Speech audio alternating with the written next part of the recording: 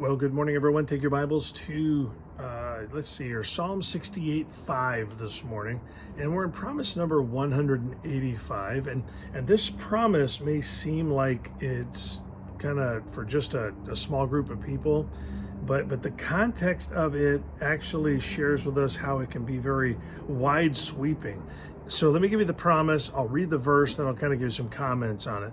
And so the promise number 185 is this: that God is a father to the fatherless, and he's a defender of the cause of the widows. And so it seems like we're talking about just two groups of people, and everybody else really has no part in this promise. But no matter where life may take you or take us, and or what kind of desperation we may face, we should be encouraged by this passage. So let me read it to you and listen to what it says. It says, "A father to the fatherless and a judge of the widows is God in his holy habitation." And so let me just say this, the encouragement to the rest of us that aren't in those two categories. Listen, the psalmist selected what seems to be the two hardest circumstances of that particular day. In that day, being a widow was a very desperate situation. Being fatherless was kind of like outcast.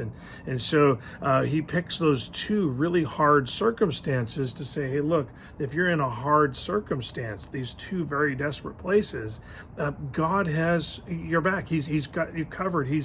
If you're without a father, he'll be your father. Whatever's missing, God can be whatever is legitimately missing, whatever is actually being taken from you. And so being orphaned, or like I said, or being a widow has specific set of hardships that can be really difficult to break free from. But God promises, like yesterday, that under his wings or in his care, we do not have to feel lonely or orphaned or like we're up against obstacles that have been set to keep us down. And so he promises that he can and will give and guide us through. He'll give to what we need and he'll guide us through. And so here in the U.S., we have programs in place that soften the blow of both of those circumstances.